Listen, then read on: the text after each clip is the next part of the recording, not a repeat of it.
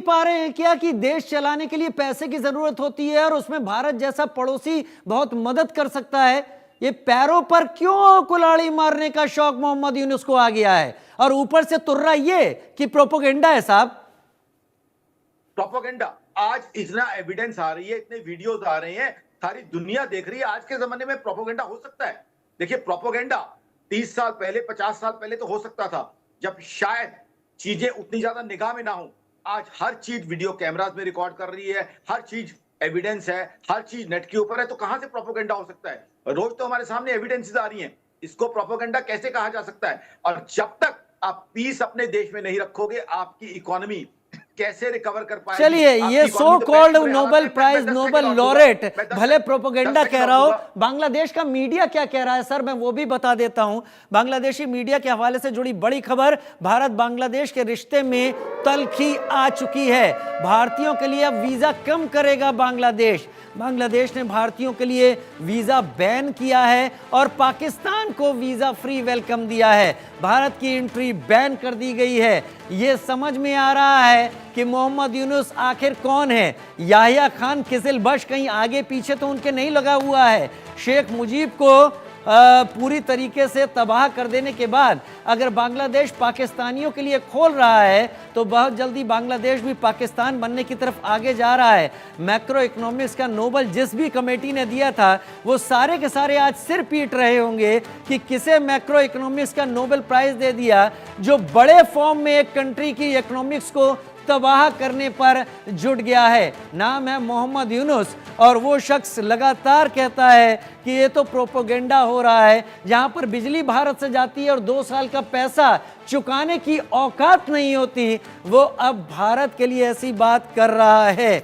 मेरे साथ major general जेके बंसल अब जुड़े हुए हैं। मेजर जनरल जेके बंसल, ये कई सारे डेवलपमेंट हैं।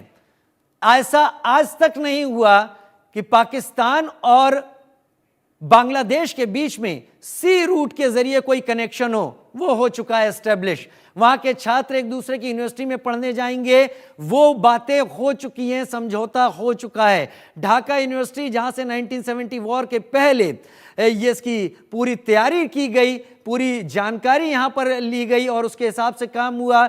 उस ढाका यूनिवर्सिटी से भारत के बायकॉट के नारे लगते हैं।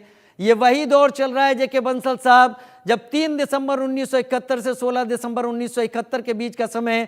आज हम 7 दिसंबर 2024 में हैं और आज का बांग्लादेश पूरी तरीके से बदल चुका है। डिफेंस के पॉइंट ऑफ व्यू से कितना बड़ा खतरा है, क्योंकि भारत का एक बड़ा हिस्सा बांग्लादेश के साथ लगता है। Good morning Rajeev. Morning sir. आपने बहुत अच्छा प्रश्न पूछा। हमारी 4000 किलोमीटर की जो सरहद है वो बांग्लादेश के साथ में है।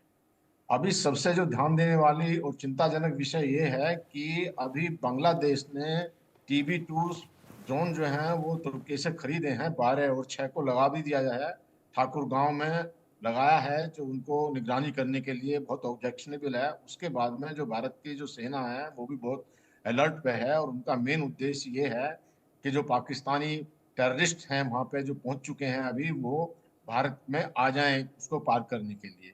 तो ये जो एक बहुत बड़ा वहाँ पे जमात इस्लाम जो है वो पहले से ही है वो, लेकिन शेख हसीना के टाइम में सप्रेस था, उसके ऊपर बैन लगा हुआ था, वो बैन हटा दिया गया है सरकार ने, और बहुत सारे जो आतंकवादी हैं उनको छोड़ दिया गया है। तो इनको सबको देखते हुए और जो इनका ये संबंध बन रहा है पाकिस्तान का और इनका है, तो ये सब बहुत खतरनाक है।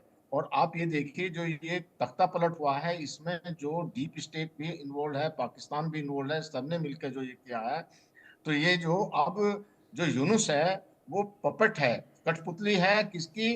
जो इस्लामी जो कट्टरपंथी है उनकी है, जो ISI है उसकी कठपुतली है, वो डीप स्टेट की कठपुतली है, वो स्टूडेंट्स की कठपुतली है, वो जो है वहाँ की सेना की कठपुतली है। तो वो कुछ कर ही नहीं सकता। जब वो कुछ कर नहीं सकता, सेना अपना रोल प्ले कर रही है, वो अपनी पपुट सरकार बनाना चाहती है, वहाँ फेयर इलेक्शन हो ही नहीं सकते। अभी जो अवामी लीग है उसको सप्रेस कर दिया गया है, उसको डिसबैंड कर दिया गया है। तो अभी जो जो एक उनकी पार्टी है खालिदा जिया की, वो भी जो उनके भी सब कट्टरपंथी हैं। तो एक बहुत बुरा हाल, बहुत बुरा माहौल वहां पर बना हुआ है। और देखिए ये हम तो ये चाहते हैं, हिंदुस्तान हमेशा अपने पड़ोसियों के साथ में अच्छे संबंध रखना चाहता है, और मुझे उम्मीद है कि जो हमारे फॉरेन सेक्रेटरी गए हैं वहाँ उनके साथ डिप्लोमेटिक एंगेजमेंट करने से और उनकी भी बात समझ में आ जाए, क्योंकि उनका जो सारा जो है वो भारत के ऊपर दारोमदार है, लेकिन जो कट्टरवादिता होती है, जब दिमाग में परेशानी होती है जी। तो वो आगे की या भविष्य की कुछ नहीं सोचता।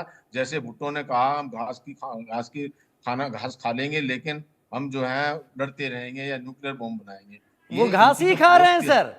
जेके बंसल जी। साहब वो अभी भी घास खा रहे हैं। हाँ। और अजीब बात है कि $1 बिलियन के लिए आईएमएफ का चक्कर काटने वाला पाकिस्तान अब ये कहता है कि वो बांग्लादेश को मदद करेगा। खैर, मैं आता हूं अपने सवाल के साथ हिमांशु जी आपकी तरफ, लेकिन बड़ी खबर यह कि भारत बांग्लादेश तनाव से जुड़ी हुई खबर में बीटिंग रिट्रीट सीमा पर रोक दी गई है। बीटिंग रिट्रीट सीमा पर रोक दी गई है। भारत बांग्लादेश तनाव से जुड़ी हुई बड़ी खबर इस वक्त आ रही है।